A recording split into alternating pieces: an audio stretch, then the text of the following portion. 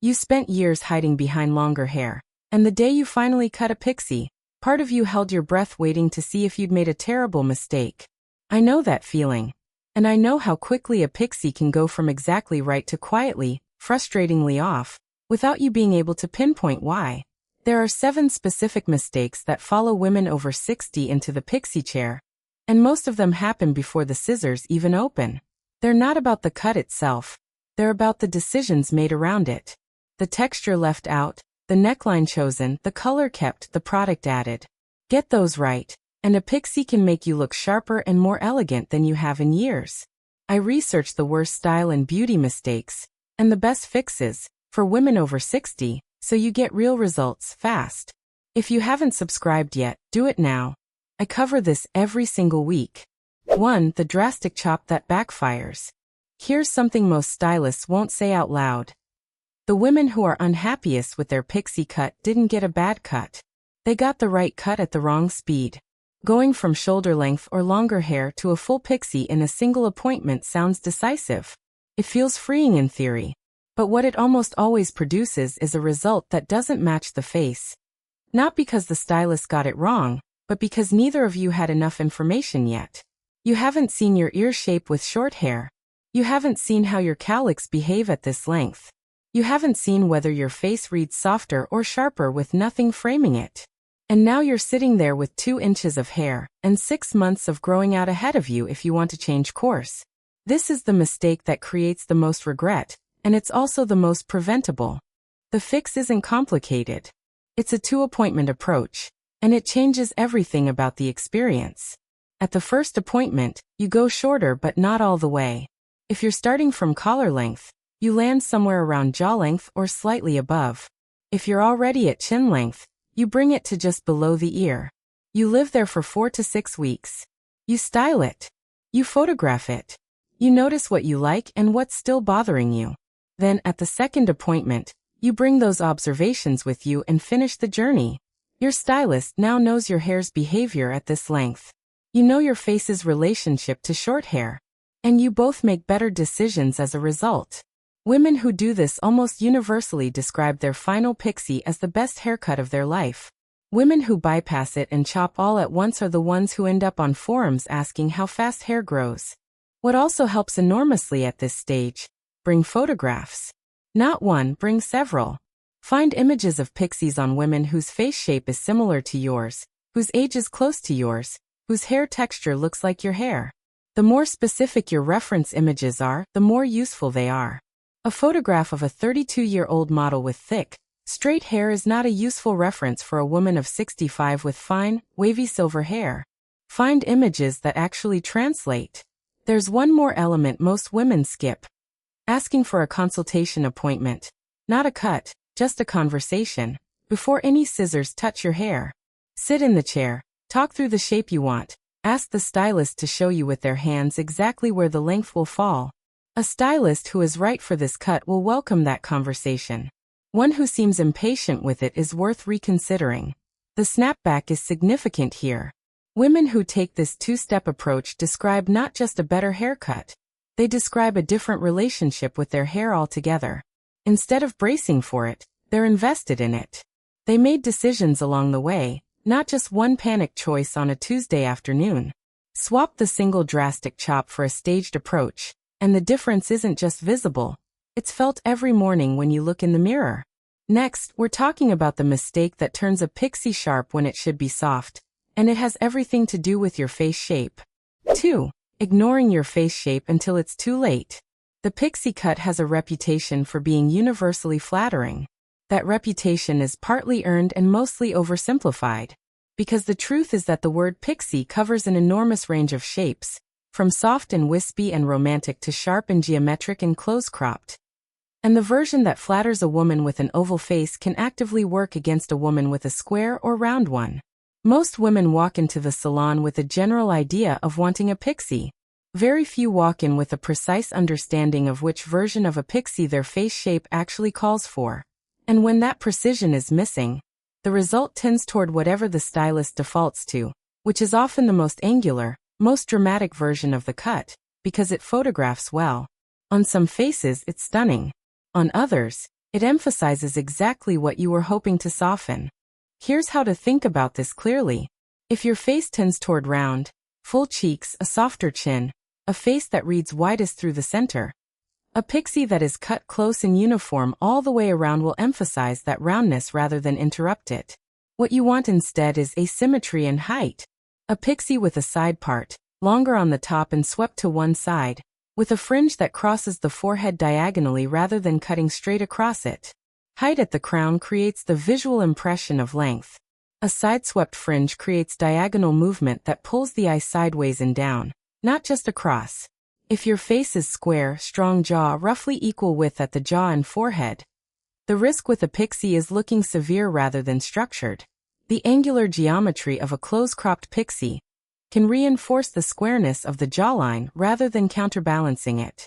What softens a square face is texture, wave, and volume at the crown combined with softness at the sides. You want movement, a pixie that has a slight tousled quality at the top, with layers that fall rather than sit, and fringe that grazes the forehead softly rather than stopping in a hard line.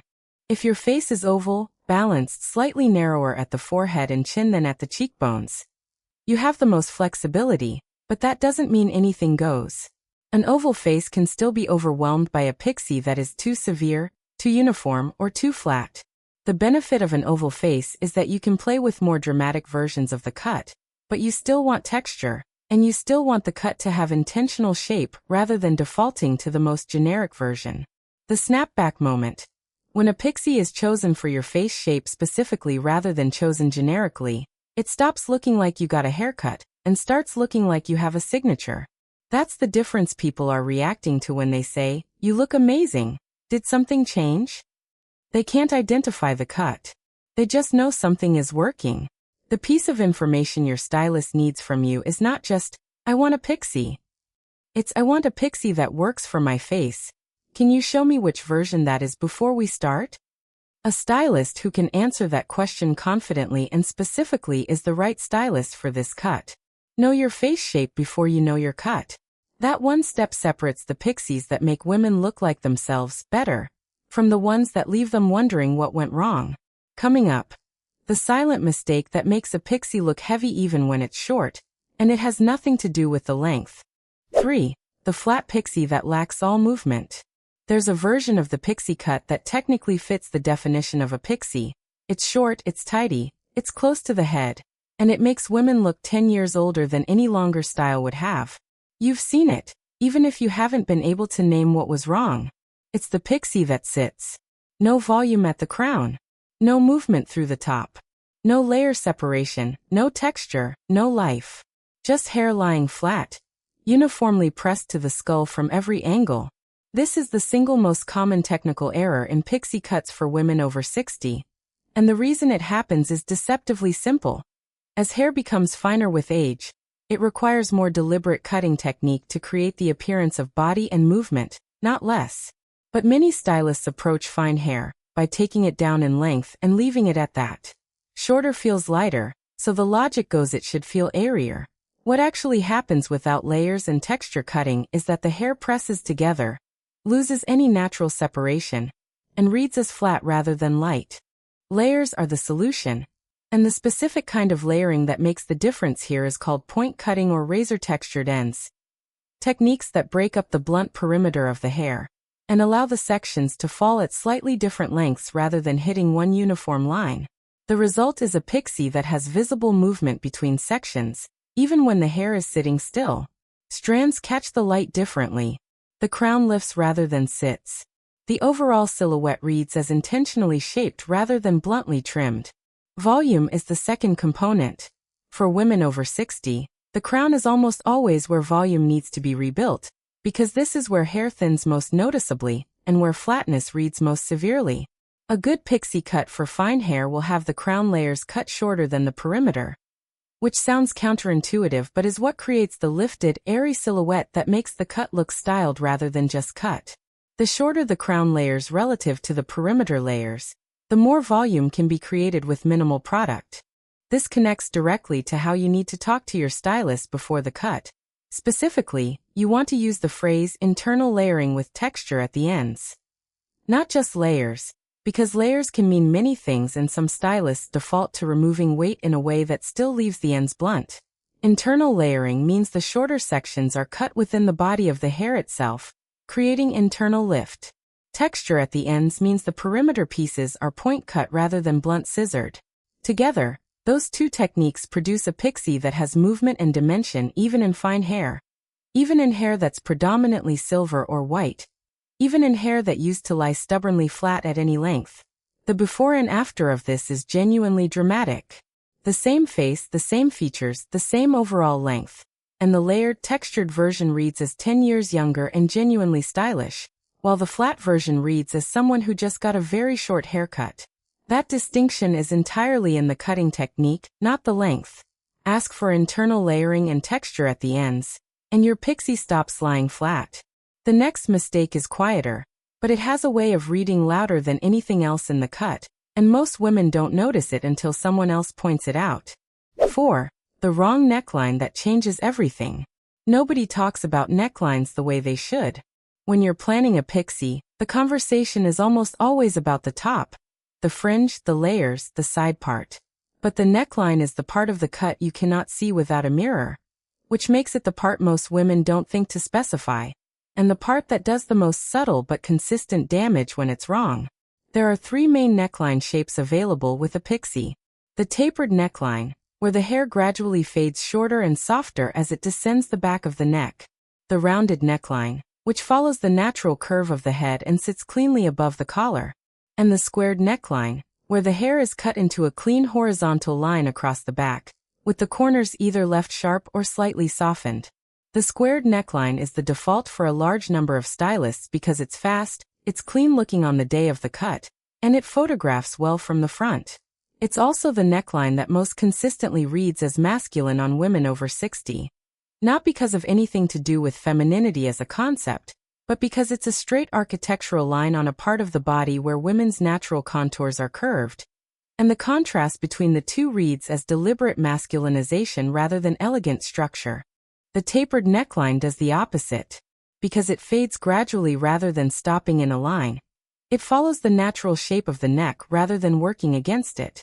The result is a neckline that reads as soft, finished, and intentional. A stylist's choice rather than a default. From the back, it's clean. From the side, it's elegant. And from the front, where the neckline isn't even visible, it changes the way the whole cut frames the face because the softer graduation at the back subtly affects how the sides and top sit. The rounded neckline is the second strong option. It works particularly well for women whose necks are shorter, or whose hairline at the back has some natural texture or wave, because the rounded shape accommodates those natural variations rather than cutting across them. It's not quite as dramatic a difference as the tapered, but it's still significantly softer than the squared version. Here's the conversation to have before the cut. When the stylist picks up the clippers or prepares to finish the back, the words you want to say are, "I'd like a tapered neckline rather than a squared one. I want the back to fade soft rather than stopping in a line." That's it. Most stylists will adjust without hesitation. A stylist who pushes back on this specific request, or who tells you the squared neckline is better without explaining why it suits your specific hairline, is worth questioning. The snapback is significant. Women who switch from a squared neckline to a tapered one at their very next appointment frequently say the same thing. That the cut didn't feel finished before, and now it does. The neckline is the element that signals to observers, unconsciously, without them being able to name it, whether the cut was chosen carefully or defaulted to. The right neckline says chosen. A squared neckline on the wrong head says default. The maintenance consideration matters too. A tapered neckline does need a small tidy-up trim every 4 to 5 weeks to stay looking clean, because the softer fade grows out differently than a blunt line does. That's worth planning for, but it's a small effort for a result that transforms the entire feel of the cut from the back view. And the back view is what people see far more often than the front. Specify the tapered neckline before the clippers come out. It takes one sentence to change the most seen part of your haircut. Next, we're going into the mistake that happens after the cut, back at home, every single morning, and it's making your pixie look 10 years older than the salon version did. 5. The product mistakes that flatten and age the cut. There's a version of the Pixie that looks stunning in the salon mirror and looks noticeably worse by the time you've been home an hour. The cut is the same. Your face is the same. The only thing that's different is what you put in your hair, or what you didn't put in it, or how much or when. Product mistakes with a Pixie are quiet disasters, and they're almost entirely avoidable once you know what you're actually trying to do. The most common product mistake with a Pixie over 60 is using too much of a product that is too heavy. This usually happens because the impulse with short, fine hair is to add substance, to try to make the hair feel more present, more solid. So women reach for a pomade, or a wax, or a thick styling cream that they used on longer hair, apply it the way they always have, and end up with a Pixie that looks shiny in the wrong way, pressed down, almost greasy at the crown, with sections that stick together rather than separating. The weight of a heavy product in fine hair doesn't add fullness. It destroys it. The fix starts with product type. For a Pixie cut on fine to medium silver or white hair, the categories that work are lightweight volumizing mousse applied to damp hair before drying, a texturizing spray or sea salt spray applied to dry hair to add separation, and for finish and definition, a small amount of a light hold pomade or a finger wax applied only to the very tips of the pieces you want defined, not distributed throughout the whole head. That's the full product toolkit for most Pixies over 60. 3 categories.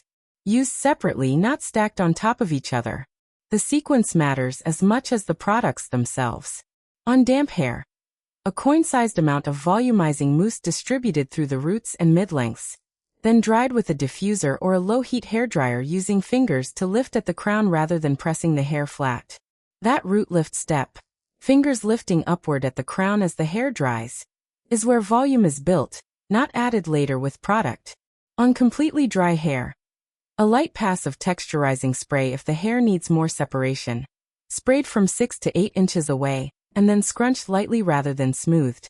Then if specific pieces need definition or to stay in place, the fringe, the pieces at the temples, a small amount of pomade or finger wax on the very tips only, applied last. The second common mistake is the opposite. Using no product at all, operating on the assumption that a Pixie should be wash and wear without any help.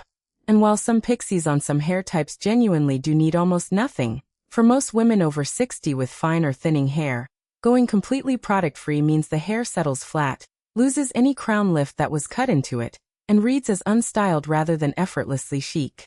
The goal isn't more product. It's the right minimal amount of the right product in the right sequence. That's a different thing.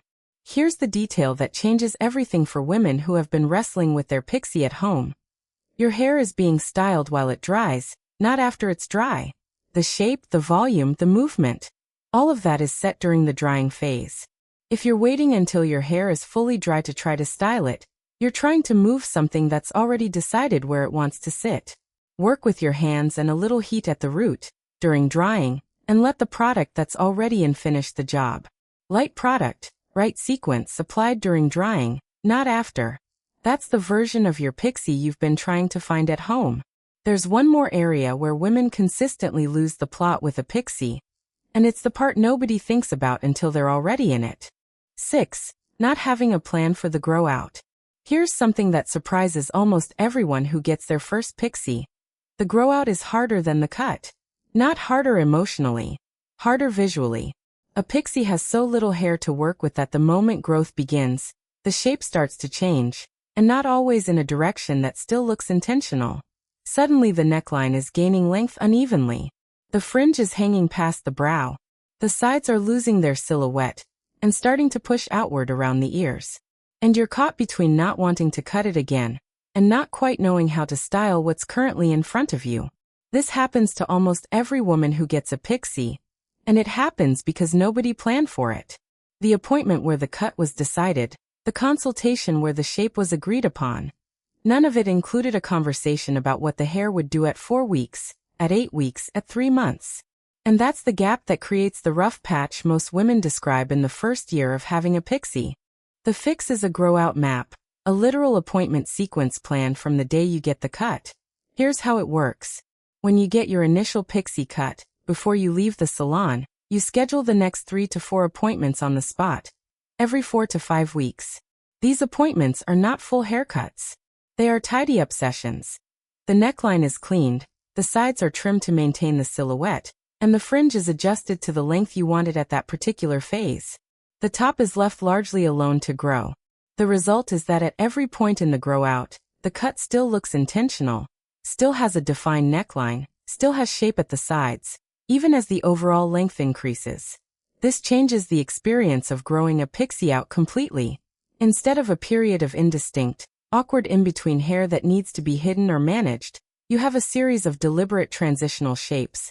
From pixie to a longer pixie, from a longer pixie to something beginning to approach a pixie bob, from there toward a cropped bob.